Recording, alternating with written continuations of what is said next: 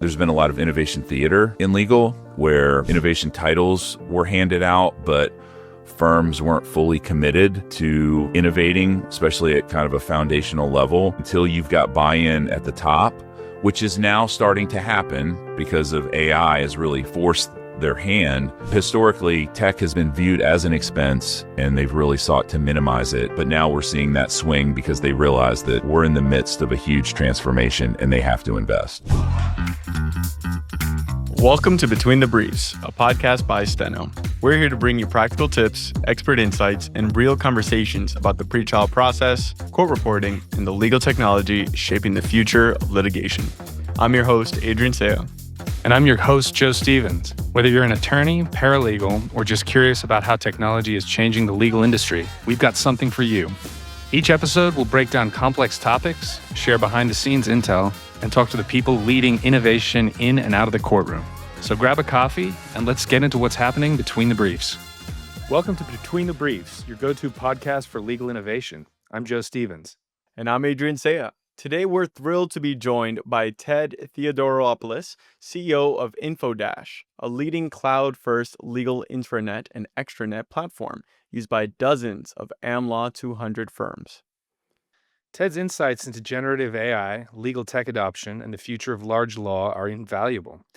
Ted, welcome to the show. It's great to have you here today. How are you? I'm doing great. I appreciate you guys having me on. It's nice to be on the other side of the mic today as a guest instead of a host. This should be fun. I think this is my favorite part about this is that you have been a podcaster for so long, so you completely understand the flow and how it works. 100%. I hope I don't let you guys down. I think you guys have been at it even longer than me, but I'm sure it's going to be a great conversation. Definitely. Ted, can we start with that? I'm just curious, what your podcast, why don't you start talking a little bit about that and what it does? Yeah, so it's called Legal Innovation Spotlight, and we're about 100 episodes in, and it really started when we pivoted. We used to be a services company called AcroWire, and we relaunched the company as Infodash in January of 2022. And I had to go through my Rolodex and kind of reintroduce us to all the folks that I had built relationships with in the knowledge management and innovation space. And we were having just such good conversations, and I was recording the calls and listening so I could refine my pitch. And I was like, man, these are such good conversations. I should record these and do a podcast. So before ILTA, I don't know, 3 years ago, I said, you know what, let's do this. I put out 3 episodes. Didn't think anybody would listen to them to this day. I still don't know how they found them. But I don't know, probably 6 or 7 people came up in the booth and was like, hey, your podcast is really good. I was like, how'd you find it? So it kind of took on a life of its own. This was pre-ChatGPT. So when ChatGPT hit, it was like everybody was thinking about innovation. So we've had a lot of traction as a result of that because historically, law firms have not been the most innovative organizations on the earth. Let's just say that nicely. And now there's a huge push, and they're really trying to swing the pendulum and really come to the table on innovation. And so we were nicely positioned for that. That's beautiful, man. And I completely agree. Once you get these conversations going, you realize how more in touch you are with the industry, and you get a better pulse just speaking from person to person. Totally. Yeah, it's a great learning experience, man. I learned so much from my guests, and it's a great learning opportunity. It's a great visibility builder. I get speaking gigs because of it. Yeah, it's just a good way to get the company's name out there, and it helps the personal brand as well. Now, Ted, you mentioned that you've seen the swing of the pendulum from, not being as tech adept law firms to now wanting more technology in their firms. What do you think has caused that swing? I actually have some numbers around this. So I posted this on LinkedIn maybe 2 years ago. Well, 2024, it was a year ago. I went back, and I'm a bit of a data hoarder, and we've been ILTA sponsors for many years. And I decided, you know what? I wonder how much the innovation function has grown in the last 10 years. So I went back, and because I keep these I keep these rosters in a folder. I looked at 2024 and said, how many job titles have the word innovation in them in 2014, rather? And there were 16. So then I looked at the current time, which was about a year ago, 10 years later, and there were over 300. So in 2014, there were no chiefs, so there were no chief innovation officers. There were one or two at the director level, and the rest were primarily like innovation attorneys. So the function has grown over 2,000% in these 11 years. That's really where innovation kind of became a thing, was about 10 years ago. And it's had massive growth. But if you talk to law firm customers, the Blickstein Group does a survey every year called the Law Department Operations Survey, LDO. And last December, they released it. And one of the questions they asked GCs was, is your law firm innovative? And almost 2/3 either disagreed or strongly disagreed, which those are two really conflicting data points. So you've got almost 2,000% growth in the innovation function, but 2/3 of law firm clients don't think their law firm partners are innovative. Where's the gap? And there are some theories. I have theories about that. There's been a lot of innovation theater in legal where innovation titles were handed out, but firms weren't fully committed to innovating, especially at kind of a foundational level. And I mean, let's be real, like many non-attorney, even in the C-suite roles, aren't sufficiently empowered to really make change. Like the concentration of power in big law is at the executive committee level. And, you can be a chief innovation officer all you want, but until you've got buy-in at the top, which is now starting to happen because of AI has really forced their hand. But historically, tech expense has been viewed as an expense, and they've really sought to minimize it. But now we're seeing that swing because they realize that we're in the midst of a huge transformation and they have to invest.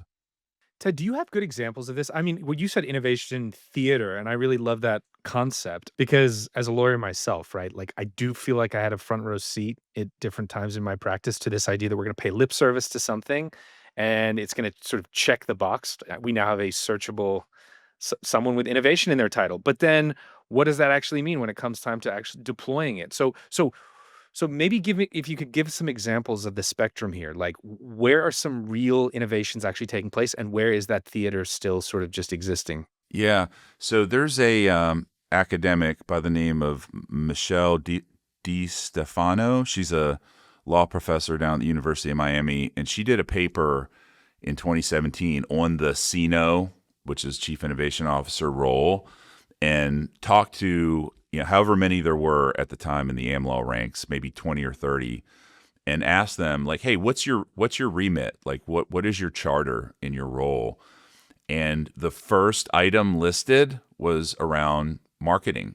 It was around perception. So, that's not a rigorous, double-blind, peer-reviewed, study, but it's very good. It's a very good pulse on where things were when we started down this innovation path. In the beginning, it was, hey, I see the firm down the street is, waving the innovation flag. We should wave it too. And then the catalyst, I think, for law firm leadership really coming to the table has been the advent of AI, and they see a real threat to their business model, and they are very wisely taking note of that and making investments and commitments to change. But I would say pre-2022, when ChatGPT came out, I would say those commitments were modest, and I'm probably being generous by saying that. Big law has been the current model has worked really, really well for law firm partners. I mean, AmLaw profits have risen every year since the Great Recession, and as Richard Susskind says, it's hard to tell if a room full of millionaires they're doing it wrong, right? So what has been the driving force for change? We haven't really had one, and now we do, and I think that's why we're seeing the commitment level change. Now, Ted, I would love our audience to get to know you a bit better. When it came to your experience, you mentioned, tech adoption, we didn't really see it pre 2020, not as much as how we're seeing it now with innovation.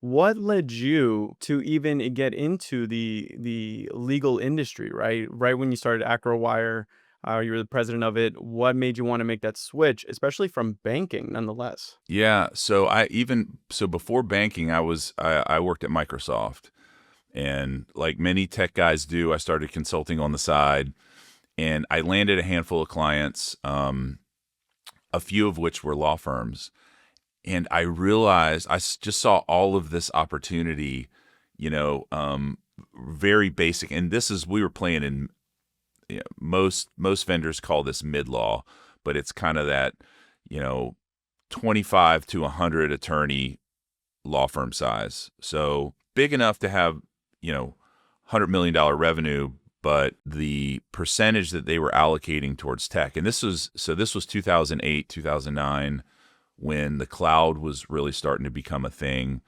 And I very foolishly thought, oh, this is a no-brainer. Like law firms need this, that, this is the most efficient way to stand up and manage infrastructure.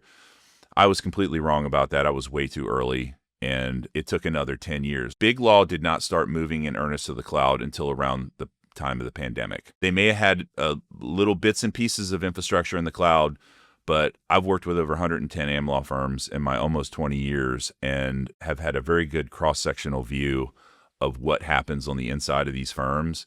And it's really just in the last 5 years that they've been pushing in earnest to the cloud. So for us, it was initially, I saw all this like white space and said, man, there's very few vendors who focus here and there's so much opportunity.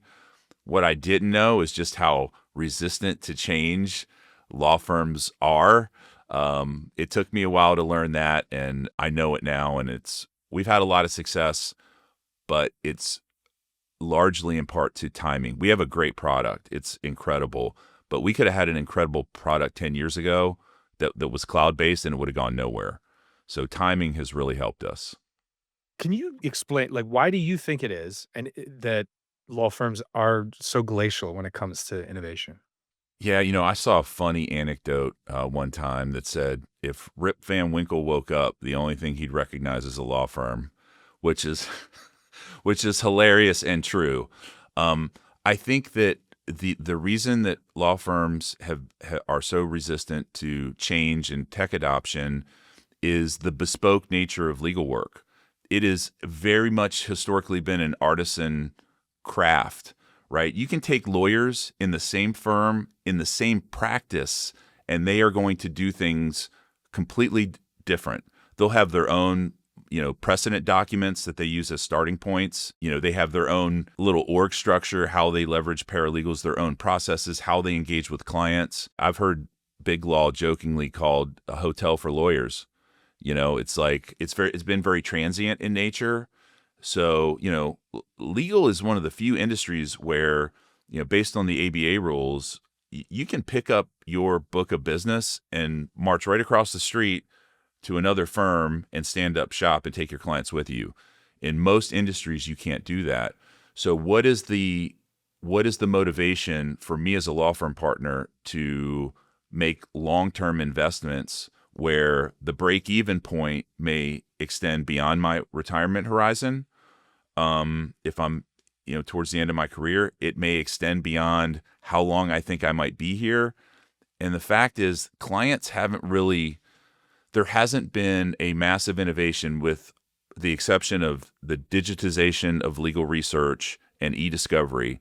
Those were two pretty big innovations in the legal tech space.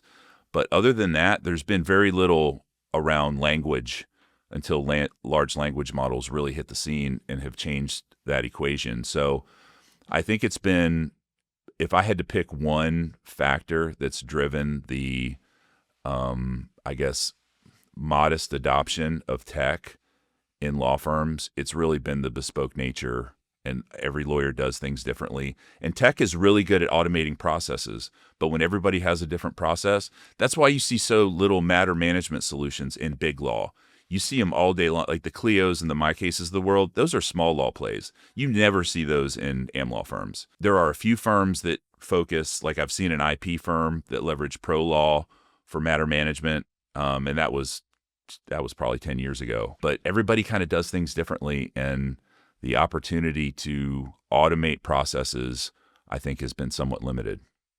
This your answer here just opens up so many questions for me. The first one being, when you started implementing these new systems, was the learning curve for learning the legal industry and how they operate very large for you, or did you kind of pick up on it quickly where the gaps were and how everything functions within a firm?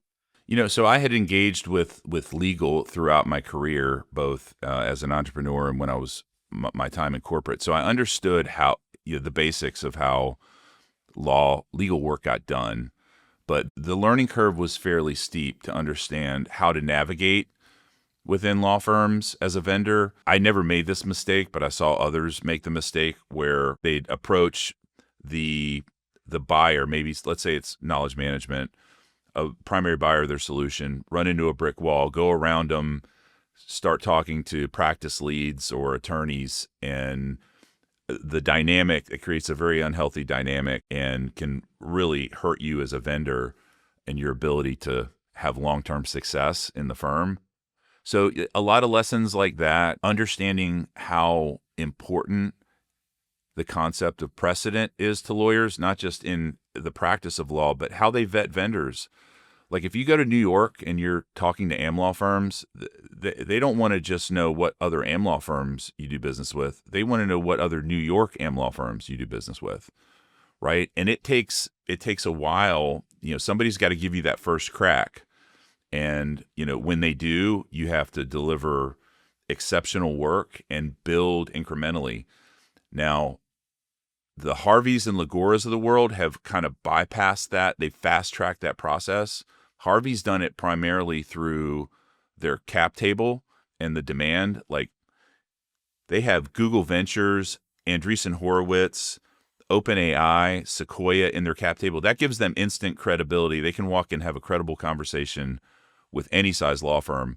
But, a small legal tech startup, I mean, that's very atypical. Most vendors have to really work their way up the ladder incrementally and eat table scraps in the beginning until they build. I always say law firms don't buy tech, they buy social proof.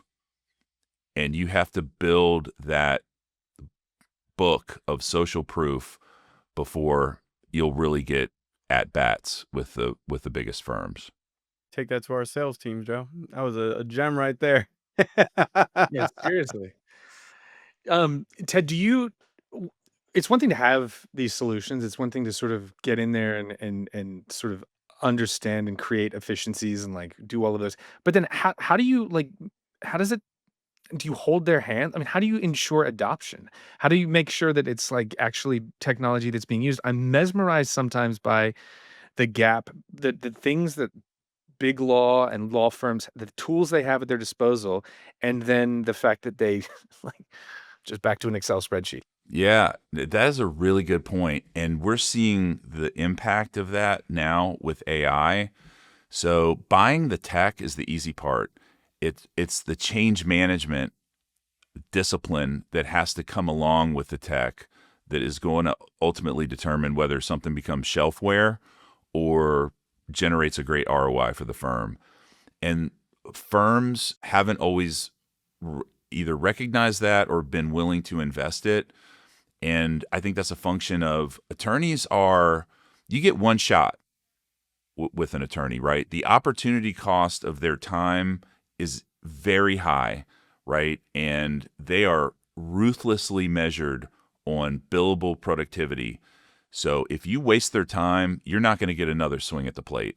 So coming prepared when you do have a conversation with timekeepers and the firms that really put a lot of thought into that before a rollout are the ones who ultimately succeed. But I mean, we've had it. So we have about 25% of the AmLaw are Infodash clients, and we've had two leave. One, we were going to fire because it was just too difficult of a situation. The other decided they wanted to go with a WordPress intranet. These were both the very smallest firms. So we've had almost no churn. Again, one customer we were going to part ways with ourselves. The other one just wanted the cheapest solution humanly possible. So we have seen how firms ultimately get success and traction with our product. And it really comes down to change management. The ones who do change management well always have really good ROI conversations with their CFO. You mentioned the shift in an intranet, right? Like wanting something else. And why I want to like clarify this for the audience. Why does an intranet matter in the first place for law firms? And why should that be the goal that small law firms should build up to? Yeah, it's a great question. So there's a really interesting kind of bifurcation in the market. So law firms with 100 attorneys and less, I would say single digit percentage have intranets.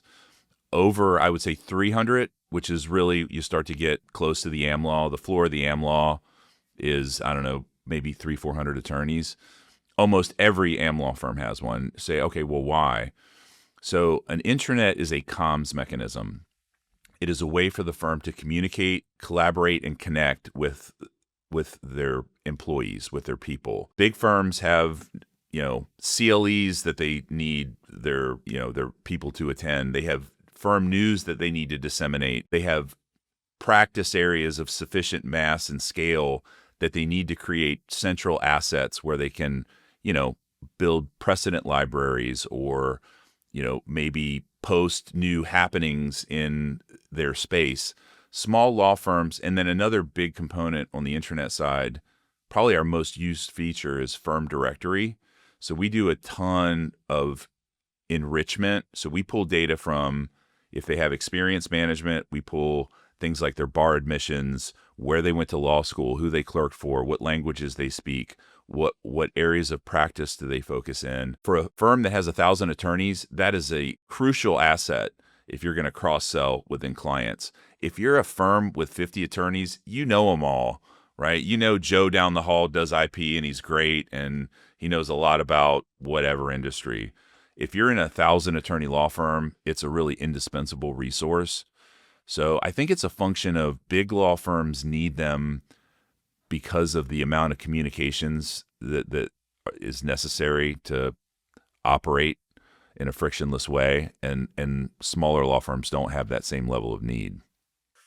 Is there a way, like what metrics of success do you use, Ted, when it comes to internal adoption, change management? Like how can you quantify that? How can you sort of improve performance inside a firm? It seems like some of it is just at the end of the day, how they handle it internally, but I'm wondering if there's any harder metrics that you sort of pivot around. Yeah, there are. So we also have an enterprise search capability. So it's the number, not just the number of searches, but the number of hits. So if someone got to go 3 pages deep on their search in order to find the resource that they're looking for, whether that be a person or a document. So search is always a good metric. We do page views and web part renders. We use something called Azure App Insights, and that is a Microsoft product that we wire up to. So every element on the page, when a user engages with it, sends data to Azure App Insights. So we have rich dashboards where you can go and view analytics about the usage. So it's really easy to measure. Something that's a little more difficult to measure is like value. Just because you're getting a lot of page views, does that mean that those users are deriving value? And that's harder to measure and usually done anecdotally, right? Through user surveys. The firms who really have it together actually do those surveys. But again, lawyers' time is so valuable. You can maybe ask that question once a year if you're lucky. If you try to do it any more than that, those emails get ignored. So we find that the best run firms have really good relationships between knowledge management and innovation, which is primarily responsible for adoption, and the practice. Those firms are the ones who do it right. Not every firm has great relationships. Sometimes KM is looked at like as if it's an expense, rather than an investment, and we see less success in those scenarios. That is shocking to me, right? Because just hearing you talk about how KM could play such a pivotal role, especially with a huge firm, you could cross sell, you can immediately send a client to the right attorney right away. What How do you go about pitching the economics of that for the company, right? Like being like, "Hey, look, this is your impact it could have on revenue," when it's like more of a concept of an idea. Yeah, and to make things even more difficult to is I did I did another. I'm a data guy, so I'm always geeking out on the data. So I took the ILTA roster and the AmLaw profitability list, and I joined them, and I said, okay, is there a relationship between the number of knowledge management and innovation resources that a firm has, and that really represents their KM and I investment and profitability? And I was sure there was going to be a relationship, and there is none. And it's, I think, like the R squared is like 0.2, and like 0.7 is considered correlation, baseline correlation. So it's not negatively correlated with profitability, but there's just really not a strong relationship there at all. And so that really made me kind of step back and reflect as to why. And I wrote an article on it and got 40 comments, and people really chimed in. So I think a couple things. One is innovation theater. Historically, there's that there we're still churning through some of that where firms have people with innovation titles that they have. A really good friend of mine who's a KM, I think she's the Steno at a, I don't know, 300-400 attorney law firm that shall remain nameless. We were collaborating on a project in January, and she completely went dark. And I was like, hey, we'll call her Karen. Hey, Karen, where have you been? And she's like, I'm so sorry. I've been managing this DMS upgrade. And I was like, why? Your innovation. Why isn't IT doing that? And she said, I am IT. And it's like, and innovation and KM. So, some firms have handed out this title and really not allowed these professionals to focus in on the truly innovative stuff. So that really makes it hard to measure profitability when you got scenarios like, and that's one of, there's other examples of that. Again, that's changing, but these innovation professionals have not been properly empowered and allowed to focus. Broadly speaking, there are plenty examples of like amazing accomplishments that these innovation departments at some firms have accomplished. I'll give you some examples. Gunderson Detmer, Joe Green's the chief innovation officer there. They are doing webinars teaching other law firms how to innovate. Cooley Go is a self-serve platform where startups can go and build documents almost like a LegalZoom. Wilson Sonsini. There's lots of like really good examples of firms who are doing it right. It's just there's still a lot of catching up to do broadly. Ted, you were talking earlier about the different approach that just by virtue of their cap table that a company like Harvey has been able to sort of forge. What is the effect of that? Like what is that truly just an outlier? Or do you think because of that, there's going to be sort of a reformed approach, another way that companies can sort of work with law firms? Do you think people will sort of follow on in their wake? I mean, is there some just forever change now to the way that tech companies can partner with firms like that?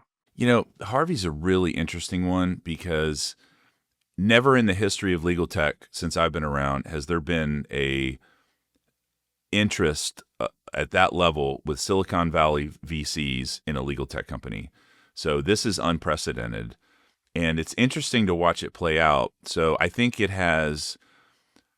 they are sucking the oxygen out of the room a little bit because it's hard to bet against them. And it's really kind of seems to be settling on a 2-horse race between them and Legora. And I have no dog in this fight, and they're both seem to be doing a great job. So I wish them all the success. But if I were in that space, would I compete? And if I did decide to compete with them, would I be able to get the financial backing? I don't know if the answer to that is yes. But another question is product market fit. Like, The revenue is growing rapidly, right? They just had a $5 billion valuation on their last round. They did a round 4 months earlier, and they had a $3 billion valuation, right? So incredible trajectory. Is that sustainable? Is that revenue that they've accumulated vibe revenue? Is it subject to churn? We don't know because not enough time has passed. So until the dust settles, there's so much FOMO in the marketplace right now that's driving buying decisions. Until that settles down and we get to a place where ROI is driving buying decisions instead of FOMO, I think it's really hard to predict where this whole thing is going. It's a very good point. And I think you mentioned like VCs and wanting to back someone who is trying to compete with like Goliath already, right? I'm curious, do you think that AI companies now backing other legal tech firms or any type of corporation is now kind of going to be like the new VC backing? It's like, if you got Sequoia behind you, it's like, oh, that's impressive. Now, if you have OpenAI behind you, that's like a big badge of honor. Yeah, well, I don't know of any other frontier models that have done what OpenAI did with Harvey. That may very well exist. I'm just not aware of it. And there's only a handful, right? It's really a four-horse race at this point. It's OpenAI, Anthropic, Gemini, i.e. Google, and Grok. Those are really kind of the four. Meta's a distant fifth. None of those players, to my knowledge, have expressed an interest in really pushing down either through investment or product capabilities down specific verticals. Even though I did hear, was it Anthropic, like Claude for finance? I did hear that there was something going on there. So again, that's another one where it's kind of hard to see how things are going to shake out, but I don't anticipate that there's going to be a lot of these frontier model companies making investments in legal tech. I'd be surprised if that happens, but Yeah. I've been surprised before. We'll see. And how about yourself? When it comes to your own company, how do you use generative AI? Do you use it at all? And how have you seen it help law firms and yourself? Yeah, I use it extensively. So on my podcast, for example, my process is a little different than yours. I have a 30-minute call with my guests ahead of time to work through an agenda. And it's also a kind of a chance for me to like get to know them and their communication style. And I take the transcript from that call and I have a custom Claude project that I've trained on how to write the agendas. I used to do this. I used to go back and listen to the recording and like take notes. It was so inefficient. Now I load the transcript into Claude. It does like 85-90% of the work for me. I'll make tweaks here and there. And, so that's one of many use cases. I've been using it in parallel on legal work since the beginning of the year that we engage lawyers for. So I talked about this on my current episode. We hired an employee from a competitor firm, and they had non-compete language. They're not a direct competitor, but there's a little bit of overlap. And they had non-compete language in their employment agreement. So we hired a labor and employment attorney, and I wrote down every question that we asked that attorney. And I later went to the models and asked them the same questions. And I got back very similar answers. And where those models did way better than the attorney, he did a great job. He did everything we asked of him. But what I was able to do with the models is role play. So I have a co-CEO custom GPT that has everything in there. It's got like our financials, it's got our mission statement, it's got our org chart, it's got everything related to us. And I uploaded his employment agreement in there, and I went back and forth with it to create a job rec that steered clear of the non-compete radius. And it even told me where on my org chart the role should report. And it's like, man, you know how long it would take me to get that L&E attorney up to speed, where he could advise me in that capacity? Oh, yeah. So that's one example of many that I've been using AI for in parallel with the lawyers. I'm still not comfortable using AI only. I'm using lawyers and AI and maybe one day we'll get to a place where I'll have that level of trust, but I think we're a little ways away from that yet.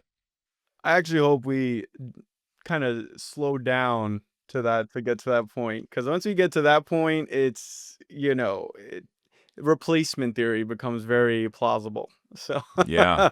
Yeah. I mean, I think for some of the lower value stuff, we're already there. yeah, Due diligence, drafting. Yeah, there are lots of blocking and tackling that historically has been done by people that there's studies out there. There was just one, I think it's called Legal Benchmarks AI.ai.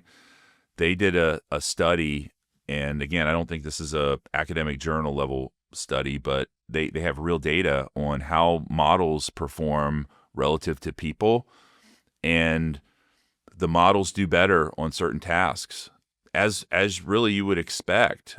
There's plenty of tasks that people and will continue to do way better for quite some time, but I think we're already seeing, that lower value work get automated with AI. makes complete sense. Yes, it's like your personal assistant essentially, and it automates, it allows you to just handle way more of a workload. Now, I'm curious. You have uh, had quite a success in legal tech, and you've learned the ins and outs of adoption, selling the tech. When you look at other maybe adjacent legal tech companies that aren't in the same, they're not necessarily a competitor of you, but they're selling into law firms too. What do you think makes a successful legal tech company in its adoption into a law firm? I think the number one attribute is focus. The vendors who I see come into this space who have a horizontal focus with, maybe a bit of a slight focus in legal, I don't see them doing well. It's the ones who kind of jump all in because that legal resume is so important. Like we have, there's a few competitors that in the legal intranet and extranet space that play horizontally. They work in other industries. I don't see them at conferences. They're not up on stage speaking about this stuff. They're not on podcasts with you talking about the legal industry. I think there's a huge advantage to really going all in and learning how law firms work, what their opportunities are, what their challenges are. And then, if you're in it long enough and really become a student of the industry, like you become an advisor beyond just whatever it is your technology does. Like I speak about things that have nothing to do with intranets and extranets because I've been studying this industry so closely for almost 20 years. So I think that, and that builds trust and credibility that opens doors. And law firm doors are they're really heavy. They're really hard to open. But once you build that momentum in the space and you become a trusted advisor, and I think that's another key item is focusing on trust and not just going out and being a thought leader and vomiting, your sales pitch at every opportunity. If it comes up and it's a natural, then talk about your product, but don't make that, your number one priority. Make that secondary. Make delivering value your number one priority. Then people trust you. Then they invite you into their small circles and onto I'm a member of a couple of text threads with a bunch of Stenos, and they talk about legal problems and challenges, and I'm part of the dialogue because they know they know they can trust me. So I think that is a key differentiator. That is insanely valuable, and it makes complete sense once you take it like a consultative approach where you are always adding value in some capacity, right? People begin to trust you, and that makes a big difference. Now, I want to ask you this question because you have been a podcaster. You understand what it's like to be the host on the host side of things. What has been your biggest lesson podcasting? And second part of this is, who has been one of your favorite guests that you've had on your podcast? Oh, that's a really good one. So I had a guy who I saw give, I think he gave a keynote at ILTA like 10 years ago. His name's Jordan Furlong. He's a big name in the space, and him and I shared a stage at a in-person conference, and I was like, "Hey, Jordan, I've admired your writing for a long time. I'd love to have you on the podcast." He was like, "Sure." And he came on that podcast, and he told me afterwards, he goes, I've never been so candid publicly as I was on your podcast. And he goes like, he was a little nervous about it. He's like, I was so candid. But it was an incredible conversation where he really broke things down. So that was probably one of my favorites. I also had Zach Posner, who is the managing director of the Legal Tech Fund. He was an incredible guest as well. I've had a lot of good ones. But as far as like lessons learned, I would say that understanding the person's communication style on the other side of the mic and adapting to that. Like I tend to, like I am now, talk fast. But that doesn't work for some people. You can see their eyes glazing over and it just, they'll kind of shut down. You So lose them. I've learned that when I see that look in their eye, I slow the pace down, measure my tone, and then that tends to kind of pull a little more engagement out of them. So, yeah, that's been an important lesson along the way. That is a great lesson to take in and one that I can relate to very much so. Learning how to pause, actually just breathe, I think is a big one, right? Just wait, allow for them to speak, take it in, pick up on their cadence, and then reply like in a similar style.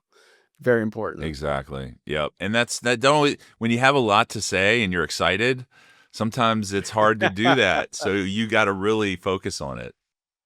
Well, Ted, we always ask this at the end of our conversation, and that is, what is your hottest take on the industry right now? Yeah.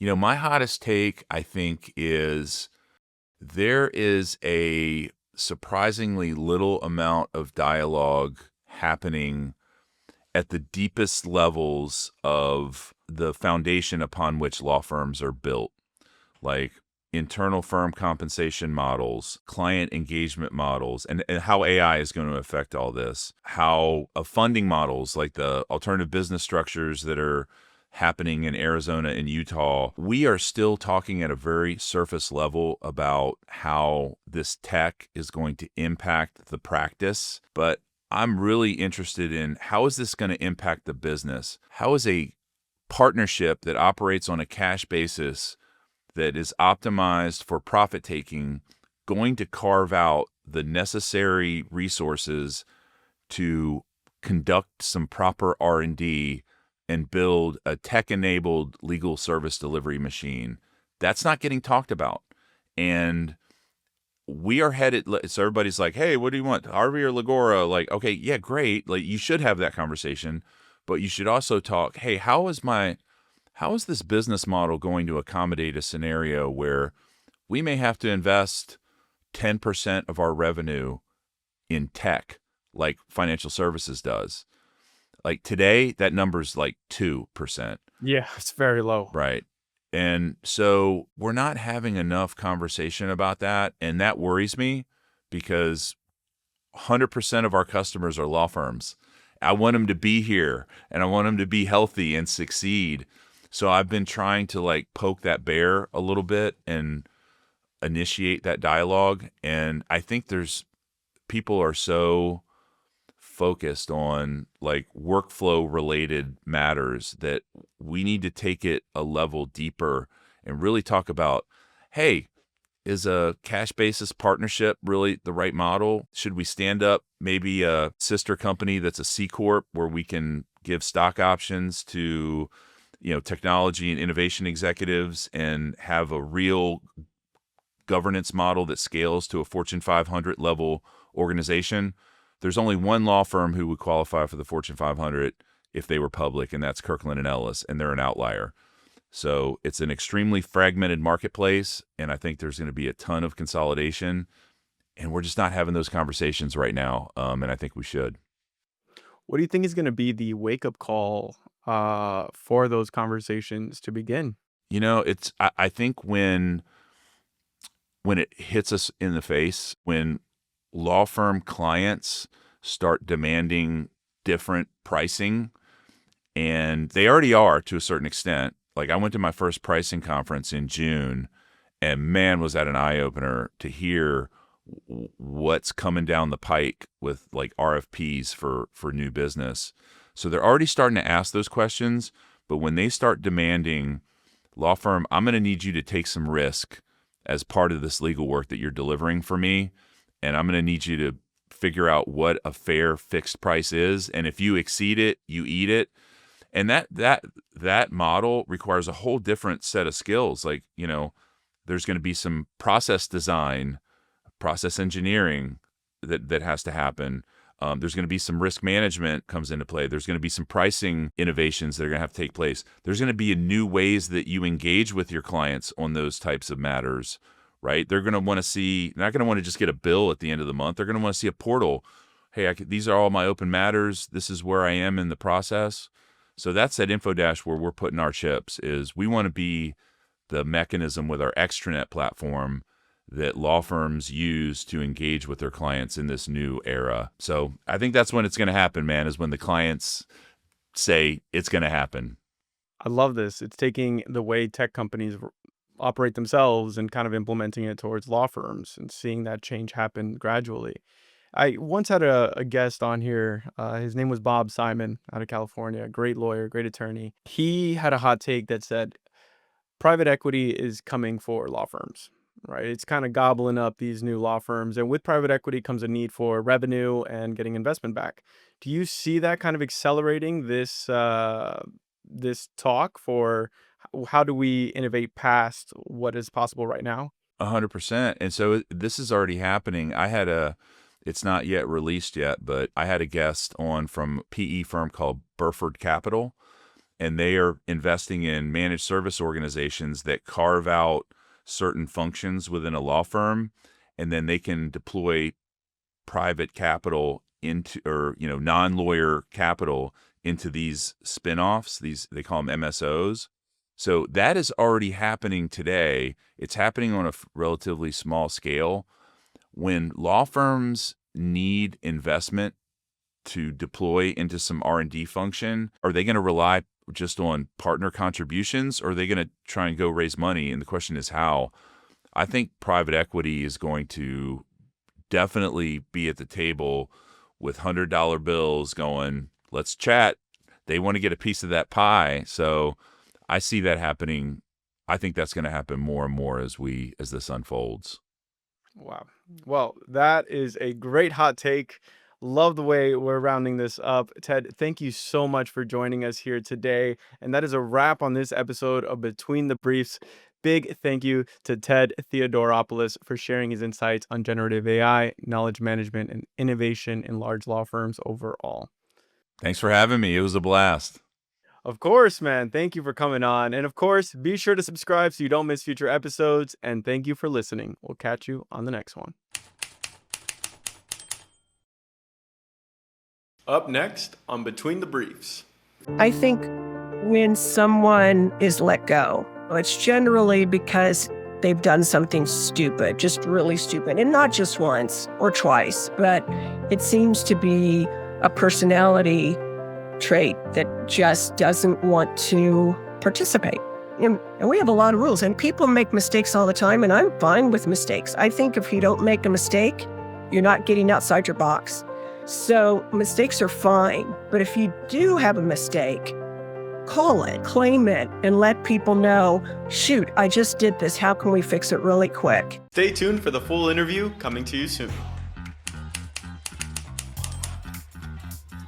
Between the Briefs is brought to you by Steno. To find out more about Steno and how we combine exceptional court reporting and litigation support services to deliver a superior litigation experience, visit steno.com. That's STENO.com. And then make sure to search for Between the Briefs in Apple Podcasts, Spotify, or anywhere else you get your podcasts, and click subscribe so you don't miss any future episodes. On behalf of the team here at Steno, thanks for listening.